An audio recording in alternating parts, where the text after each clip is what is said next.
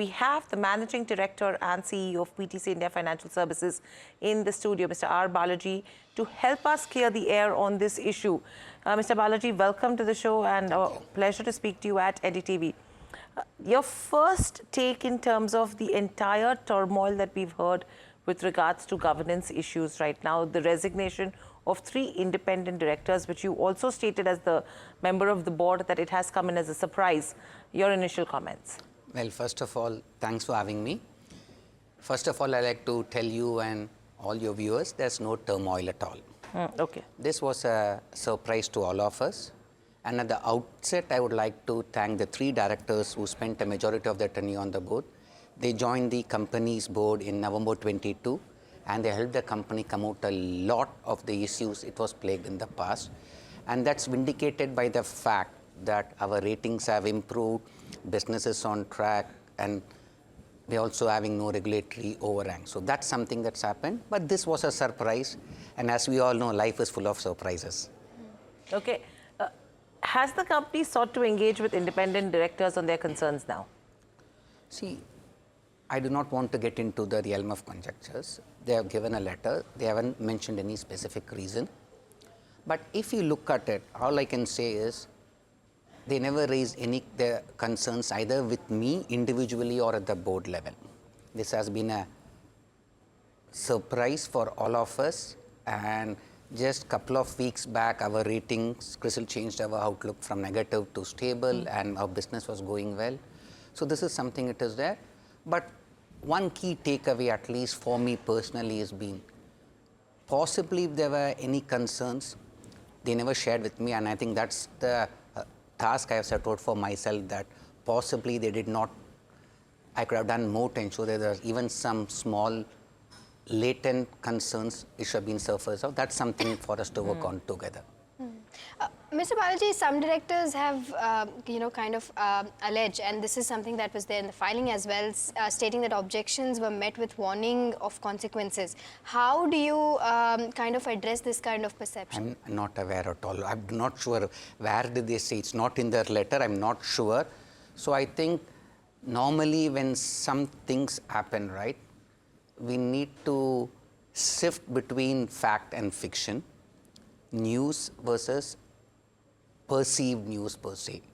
All I would like each of you to take a step back and see where is the company now compared to what it was a year back.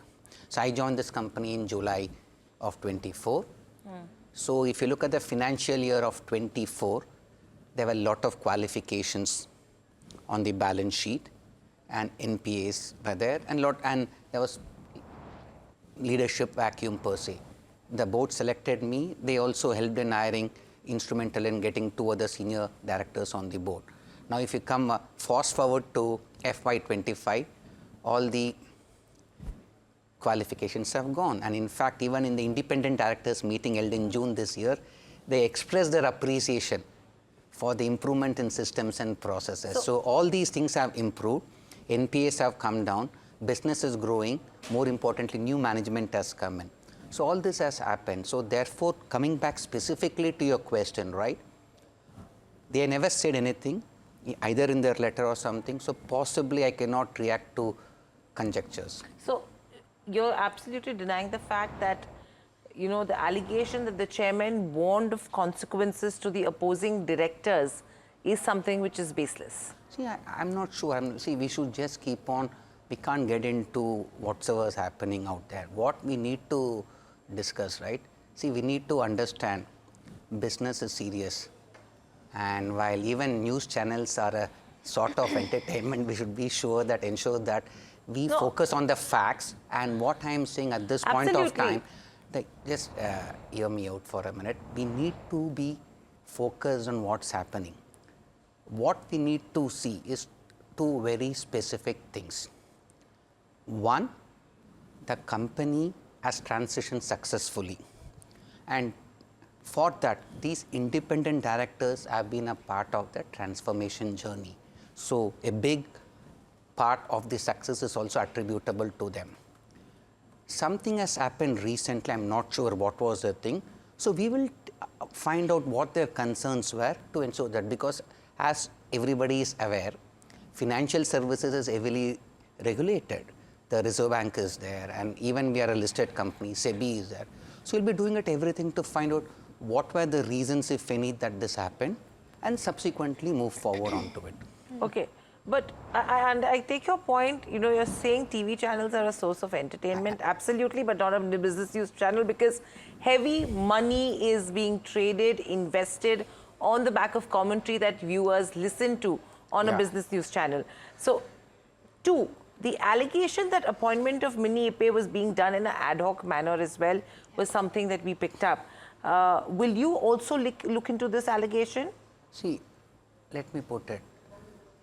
What we would do, like especially as a member of the board and more importantly as a leader of the organization, there'll be focus would be on two specific things.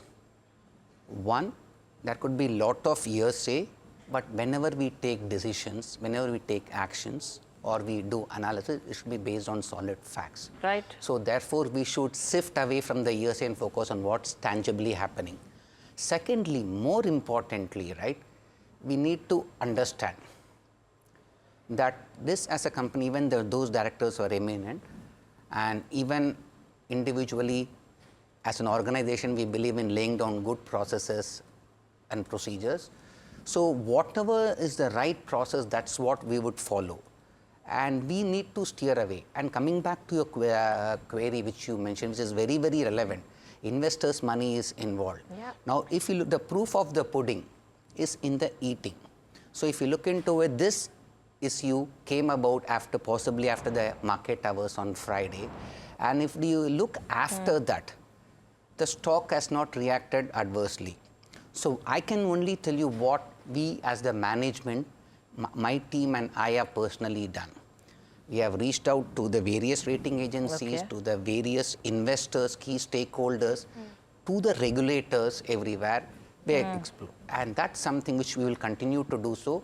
For us, the most important thing is to ensure that the transformation plan which we have put to ensure that the company's revival is on track continues unhindered. That's the most important thing. Okay, you mentioned about the regulator as well, that you've reached out to the regulator as well as a few of the other stakeholders. Has the regulator, may it be RBI or SEBI, sought any clarification from the company yet?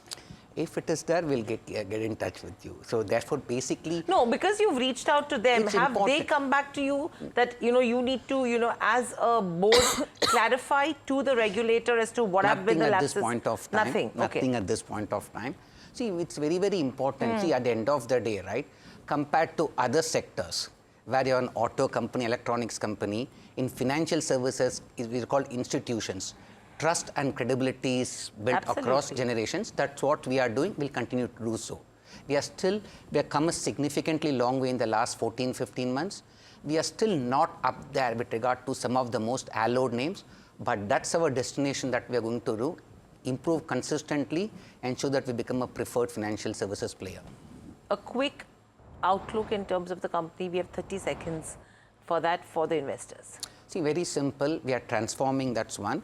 And our intent is to build a low volatility, high quality business which generates consistent return on asset of close to 3%. That's what we are doing. And we're focusing on small granular business, distributed infrastructure and sustainable finance. So 3% ROA is what the company is focusing on. Thank you, Mr. Balaji, so much for joining us on the show. Thank you. At NDTV Profit. Always a pleasure.